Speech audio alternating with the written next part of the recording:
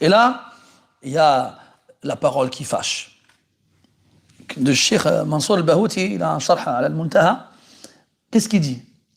Donc il dit, donc là, on vient de comprendre que ces prières-là, c'est une sunna de les accomplir. Il dit wa yukrahu tarkuha wa man dawama ala tarkiha saqatat adalatuhu. Il dit qu'il est détestable de délaisser ces prières-là, c'est-à-dire ces prières surrogatoires régulières liées aux prières obligatoires.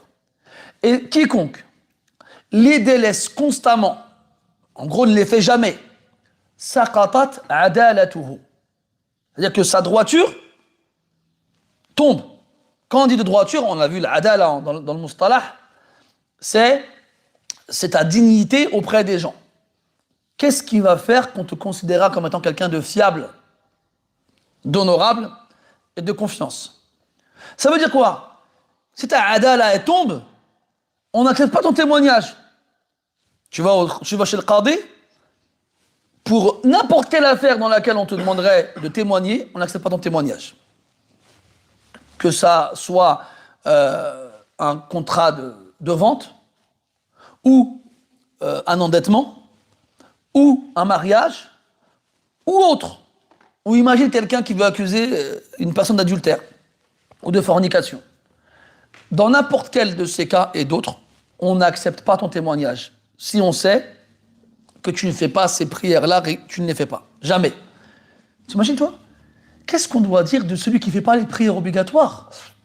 Qu'est-ce qu'on va dire de lui, alors? C'est pour ça que beaucoup de fuqaha, toute école confondue, font tomber la wilaya, la tutelle, du tuteur légal d'une femme, par exemple, s'il ne fait pas la prière. Ce n'est pas parce qu'il ne juge pas de sa mécréance qu'il le considère comme un musulman lambda. Ah non, non, non, non. C'est un fasiq, il n'y a pas de khilaf là-dessus.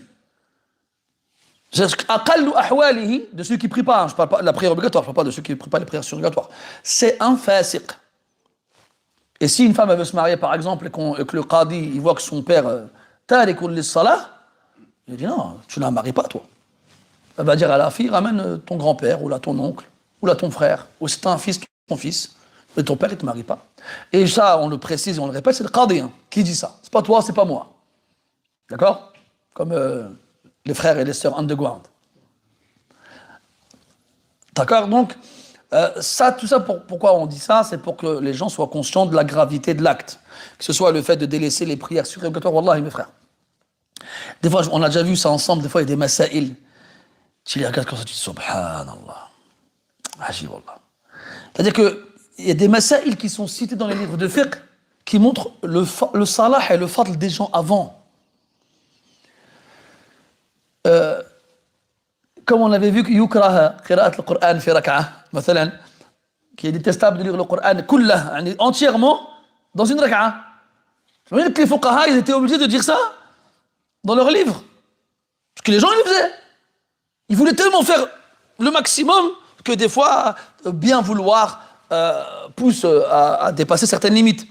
Alors il devait limiter ça. Et là, ils nous disent que celui qui délaisse régulièrement les rawatib, saqatat adalatuhu. Son degré de dignité et de fiabilité tombe. Tu n'es plus digne aux yeux des musulmans. Tu n'es plus fiable aux yeux des musulmans. Subhanallah. Et c'est ça qui fait peur, c'est ça qui est malheureux. C'est de voir le hal des musulmans aujourd'hui. C'est que plus on avance dans le temps, plus on accepte et on se satisfait de la personne, quel que soit son niveau religieux. T'entends les gens disent quoi? Mais vas-y, je suis un musulman. Le dîn, c'est dans le cœur. Hein? J'ai tué personne. Tu sais, ils répètent ça. Parce que chez eux, les péchés absolus, c'est le meurtre, manger du porc et boire de l'alcool. Et encore, boire de l'alcool aujourd'hui, ça commence à perdre à perdre sa place chez ce genre de personnes. Ala kulli hal, donc ce genre de phrases-là, mes frères, elles doivent nous réveiller. Elles doivent nous réveiller. Surtout nous, talabat l'ilm. أي نعم mes frères. Al-Hassan rahmahullah ta'ala disait ينبغي لمن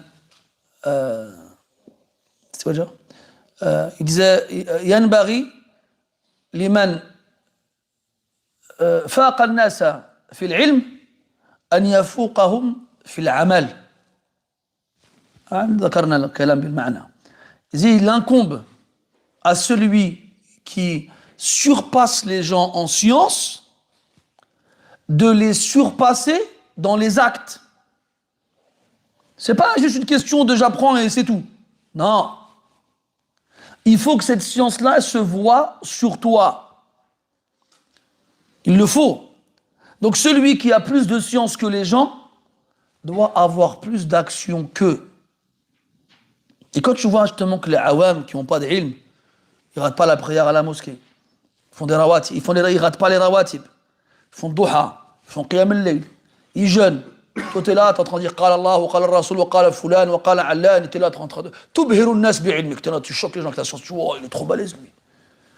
Et quand les gens y prient, toi tu pries pas. Quand les gens y jeûnent, toi tu jeûnes pas. Quand les gens lisent le Coran, toi tu lis pas le Coran. À quoi il sert cette science? À quoi elle sert? Urwa, quand il interrogeait Aïcha, sa tante, sur plein de choses différentes, elle lui répondait et puis elle lui disait est-ce que tout ce que tu demandes après, tu l'appliques? Il disait non. Alors elle lui disait la tukthir hujaj Allah alayk. Ne multiplie pas les arguments d'Allah contre toi. Et then, ça c'est très important mes frères. Après, je vous rassure, donnez le temps au temps. Là, tu écoutes ce que je suis en train de dire, tu vas dire, oh, c'est chaud, je fais pas de rawatib, je fais pas qiyam al-layl, ça sert à rien, je vais arrêter d'aller au cours. Non, non, non, non. Ça, c'est encore un talbis de Iblis. Donne-toi le temps. Ce que tu entends aujourd'hui, ça doit être un point de départ. Et ces choses-là, elles se font avec le temps. Alors, il y a plein de gens qui ont mal compris ces choses-là et qui ont tout abandonné parce qu'ils ont vu qu'ils n'étaient pas à la hauteur. Certes, mais donne-toi le temps. Tu y arriveras, Inch'Allah. Et commence doucement. Commence doucement, un peu, avec un peu, et évolue progressivement. Wallah, nous, les erreurs qu'on a faites, c'est qu'on a été trop rapidement dans ces choses-là, on n'a pas supporté, on a délaissé. Et tu l'as dit, il n'y a personne qui essaiera de contenir cette religion entièrement dans sa main sans qu'elle n'ait le dessus sur lui, parce qu'il y a trop de choses. Et il y a beaucoup de sahaba radiyallahu anhum qui demandaient au prophète justement de leur résumer le din ou quelques actions, parce qu'il y avait justement trop de choses pour eux à retenir. Kathurat alayya shara'i'ul islam, fadullani ala amal. Il disait ça. Je constate qu'il y a beaucoup trop de législation dans l'islam pour moi. Là, il mettait ça pour lui. Il n'arrive pas à tout capter, tout englober. Donne-moi une action à laquelle je m'accrocherai. C'est ça qu'il faut faire, mes frères. Avoir son wird de Coran, tous les jours, je lis du Coran. Avoir ses prières, ses nawafil. Bien sûr, des khabaya de amal salih, fi sir. Et bien sûr, des actions vertueuses cachées, plutôt stockées, mises de côté, cachées. Tout seul, côté tout seul. Et ainsi, bi'idnillah, tu y arriveras. Aujourd'hui, tu as quoi? Tu as 20 ans, 30 ans, 40? Pas encore?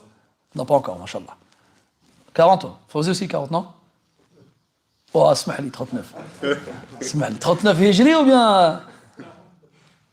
Hijri, khalas, t'as 40, mon frère.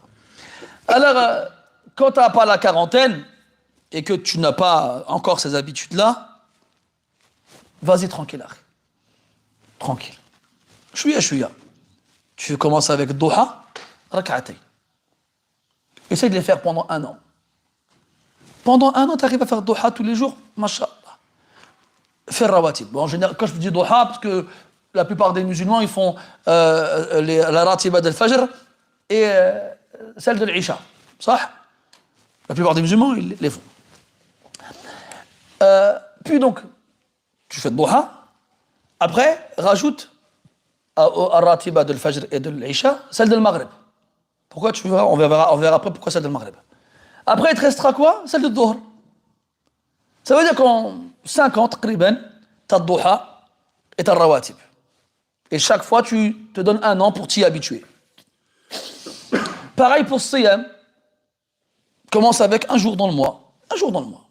Tu ne sais pas soudain? Oui, mais c'est pour commencer. Habitue-toi, puis passe à 3 jours dans le mois.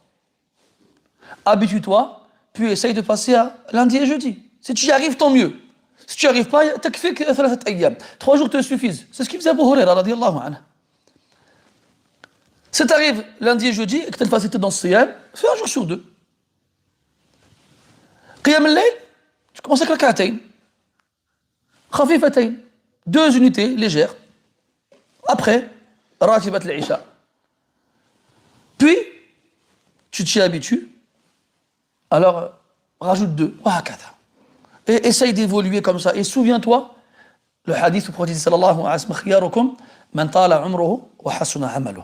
Les meilleurs d'entre vous sont ceux qui, plus ils prennent de l'âge, meilleures sont leurs actions. Et si justement tu agis ainsi, bah, plus tu prendras de l'âge, et plus tes actions seront bonnes.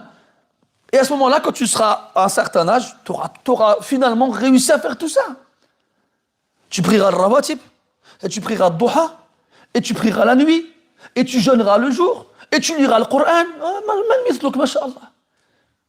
Et ces choses-là, justement, t'accrocher au amal salih, ça aura un impact sur toi, dans ton amal, dans ta mu'amala, pardon, avec les gens, dans ton comportement avec les gens, dans ton samt, même dans ton apparence.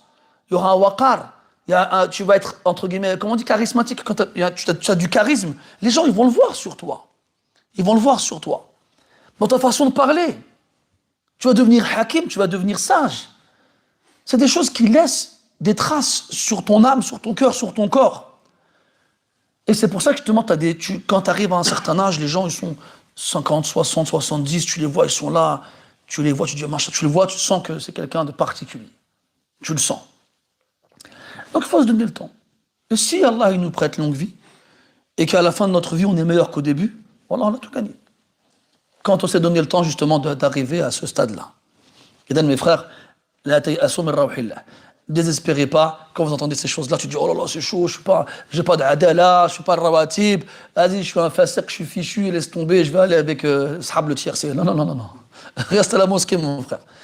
Reste ici, c'est en restant ici, en te donnant le temps, en faisant les choses correctement, en avançant progressivement et lentement, et surtout en demandant à Allah de t'aider, que tu y arriveras, incha'Allah ta'ala.